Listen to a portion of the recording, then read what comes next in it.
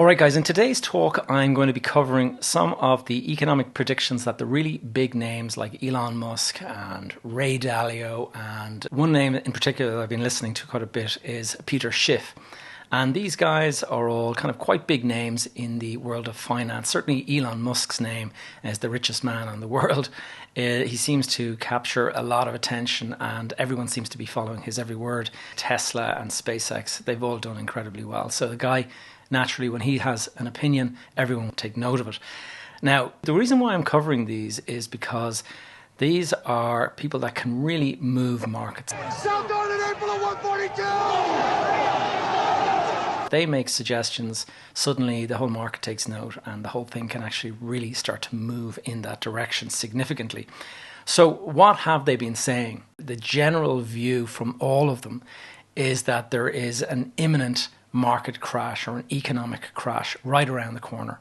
And in the case of Elon Musk said that he was on Twitter recently and he was asked by somebody if he had any predictions on when there would be the next crash. And he said, I'm going to paraphrase, but he said more or less that it's very hard to predict macroeconomics, but if it was his gut instinct, he would say the first or second quarter of this year, 2022. So the next 6 months, basically, he's predicting that there could be a major market crash. When you hear things like that, you kind of sit up and take note because you start to kind of wonder, does he know something that we don't? Obviously, he's selling cars and he's doing all that kind of stuff. But what is driving these scary predictions that he has made and that people like Ray Dalio are making? And what it all boils down to is inflation. Long-time listeners of the podcast will know that back in June or late June of 2021, I went and did a kind of a deep dive into inflation, and I covered, the history of inflation and the effect that it can have on the market. Since then, that was episode 61, by the way, if you want to go back and listen to that. I put in some views of how it could impact the market and, the kind of risks that were out there for everybody. And it was mostly around borrowing rates going up. And that was one of the things that I really kind of thought was particularly risky for people. And if you're going out buying a property and you're thinking that the interest rates are kind of pretty low at the moment and you can kind of borrow quite a lot of money because your repayments are quite low, all of a sudden you could be looking at a big rates increase because the central bank has to fight inflation. And you'd be thinking to yourself, whoa, what would happen if my rate was to double? And suddenly I'm paying, this much, much more than I ever expected to have to pay. And I've been in that situation in the past. If you're on a floating sort of variable rate, you have a nice, healthy profit every month. You're paying so much in interest and there's a bit left over. And that healthy profit just goes straight into the pocket. There was no issue. But suddenly that starts to get eroded away. And I can remember watching the ECB, in this case, because I'm based in Ireland, the ECB was the one to watch. And when the European Central Bank made a move on the interest rates, you would see the banks within a couple of days had adjusted the rate and suddenly you were paying that little bit more. And I can remember it getting tighter and tighter and tighter to the point where the next rate increase that happened was actually going to force me to have to put money into the loan repayment as opposed to having that profit up until that point. If I go back in time, I can talk about the 1970s and how inflation was a major issue. I cover all of that in episode 61. And rather than discuss it now, you should probably just go back and listen to that. But one of the things that I wanted to say is that I've changed my view slightly. Because at the time, in the 1970s, the last time there was a kind of a major issue with inflation, interest rates were about 14%. And so the central bank had some leeway, or it had like mechanism to kind of adjust things. And to go from 14% to say 18%, which I believe the US Fed did that. And that represents a 28% increase. Nowadays, when we are at 0.1 in the US and we're at negative interest in the EU, and then the UK, I think it's at 0.25 or whatever it is. I mean, the rates are so low that any kind of a tiny increase, like if you were to double the rate from 0.25 to 0.5, it's not going to have any impact on rates. You're going to have to substantially increase rates in order to have the kind of inflationary impact that you want to have. And so you'd be talking about, instead of a 28% increase, you could be talking about like a 500% increase or something like that.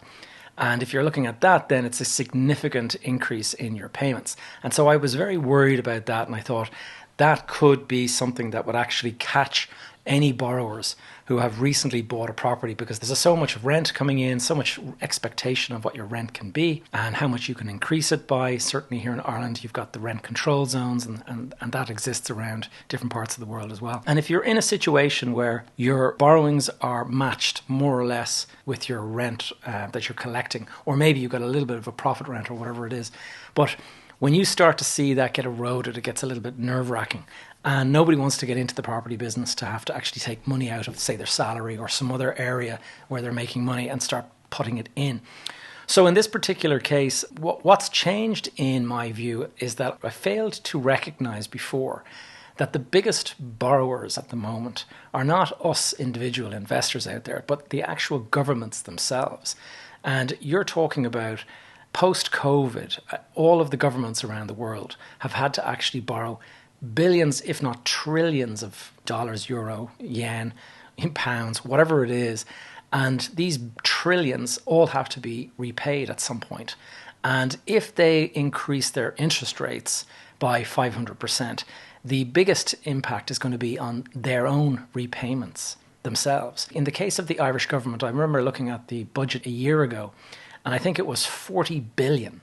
And the previous budget prior to that was like 8 billion. So you're talking about a 5x growth in the size of the borrowings in 1 year. And all of that has to somehow get repaid over time. If you're going to go from charging, 1% or even 0.5% or 0.25% on that, and then suddenly increase it to 2 or 3%, the cost of the borrowings that the government is going to have to actually make themselves is going to go massively up. And they're going to suddenly be in a situation where they've got to double taxes and to make the payments just on the interest alone, not the actual capital repayment, which is already huge. So that being the case, the piles of debt that these governments have all amassed is absolutely massive now. I can remember hearing that more money has been printed in America in the last 2 years. 8 times more money in the last 2 years than the previous 100 years. It's really significant, the amount of money that the governments have borrowed. And so for that reason, there's actually probably a cap on the amount that they can increase rates. And that being the case, that we are probably going to be looking at inflation as something that we actually have to get used to and get kind of comfortable with. And if you're going to get into a situation where interest on payments, it's going to be a little bit higher, but it is going to be maintained kind of low for a while. How is the government going to repay this huge debts that they've accumulated?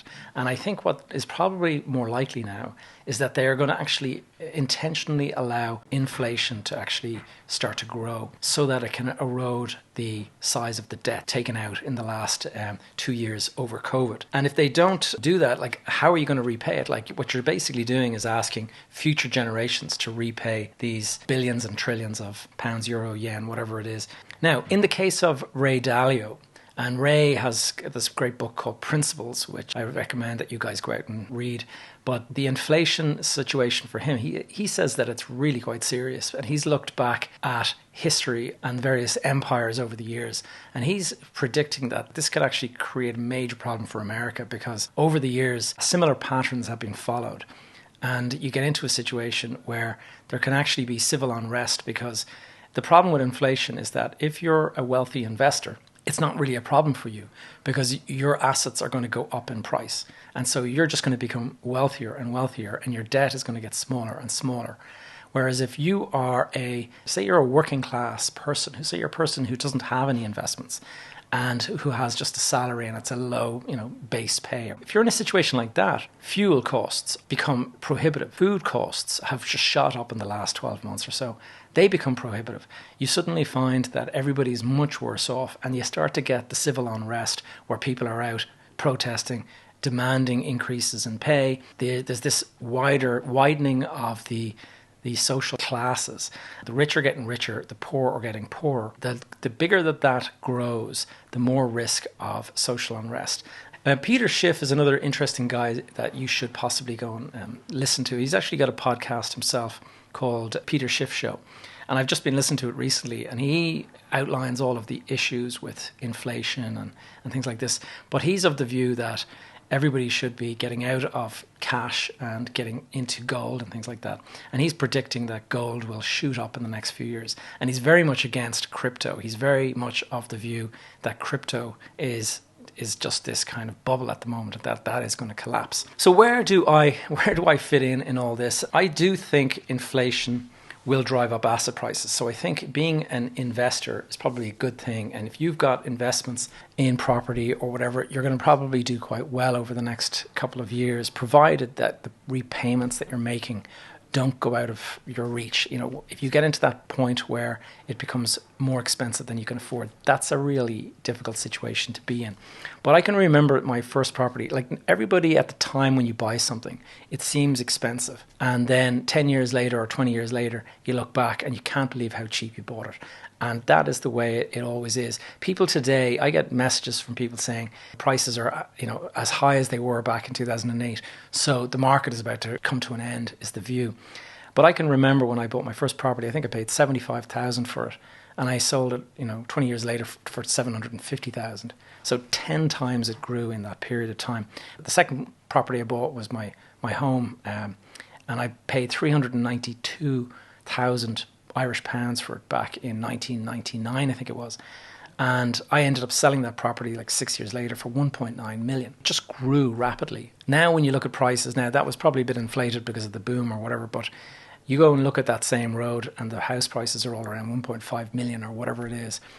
And so something I paid 390. I can remember my father-in-law when I bought that property saying that I was nuts. And he said that, he didn't know what the hell I was doing paying that kind of money for this property and that I'd lost my marbles.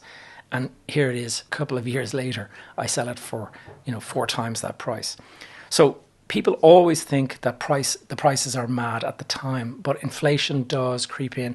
And you've got general inflation and then you've obviously got rising property prices. Can kind of decouple slightly and you can have one moves ahead faster than the other. But I do think that there is a chance that property prices will be substantially higher in the future. It doesn't just stop because we're now at the price that things were back in 2008. Now, one of the things to remember as well, just before I kind of finish out on this, is the drivers. And this is another talk that I gave in a podcast a couple of weeks back. And I talked about the drivers behind the housing market.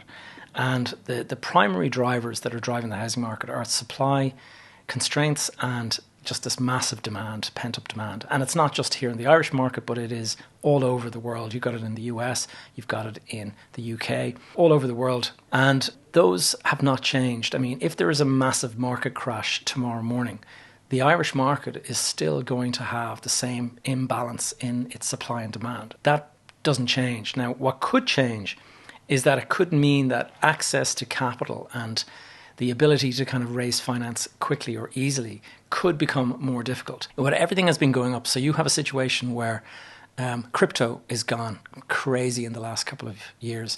You've got stock market has gone crazy in the last couple of years. Property market has gone crazy in the last few years. Borrowing costs have been extremely low for the last couple of years.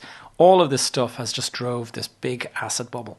And it's been going really, really well for everybody. The good advice is always to diversify. So if you're diversified across crypto, stocks, bonds, and then real estate, and maybe you've got a company as well or whatever, and if everything is doing really well across all or 5 or 6, then you feel wealthy. You feel really like you're doing very well. But if there was a sudden crash, and it was a significant crash, like a 2008 style crash, despite the fact that the supply and demand is still there for the real estate prices to be sustained, you will have a lot of investors that are suddenly a little bit nervous. My stock market portfolio has fallen in half. My crypto has fallen by 90%. I'm no longer feeling as wealthy. I don't feel like I have a lot of money out there. And if people are borrowing, a lot of the time they use these accounts that are margin trading accounts. And so you basically borrow 10 times what you actually have in cash. So if the stock market or the cryptocurrencies, if they collapse, or if currencies in general collapse, you can have a situation where investors suddenly are margin called and they have got to get cash in order to kind of repay the bank or whatever. And in that situation, they suddenly feel nervous. They have to actually sell maybe a real estate deal in order to free up cash to shore up the hole that they've created over the other investment. So all of this can have an impact, and it can mean that even though the fundamentals are strong for real estate, that there could be this temporary issue where access to capital is constrained. Maybe the banks get a little bit nervous because some of their clients have got into trouble with debt in some of the other stuff like the stock market or whatever it is. And so they start to tighten the reins a little bit and maybe reduce the amount of borrowing that's going out there. All of this can have an impact. Just be careful. Rates can go up, obviously, as I mentioned, but the likelihood is that they won't, because the governments can't increase them substantially, because they will actually hurt themselves if they do. But I do think there's a strong possibility that there will be a softening of the market. If you do have spare cash lying around, and a lot of people probably don't, because if there's a lot of inflation, then you don't want to have a lot of cash. But if you did have cash, it might be a good time to buy. But of course, that's my opinion, and you'll have to kind of make your own decisions on that one. Short-term pressure could reduce access to money, making people a little bit nervous. The big question is, are we in for a 1929 depression type drop or a 2008 type drop? All very good questions. If anyone has a crystal ball, please let me know. Hope you found this one interesting. Catch you in the next one.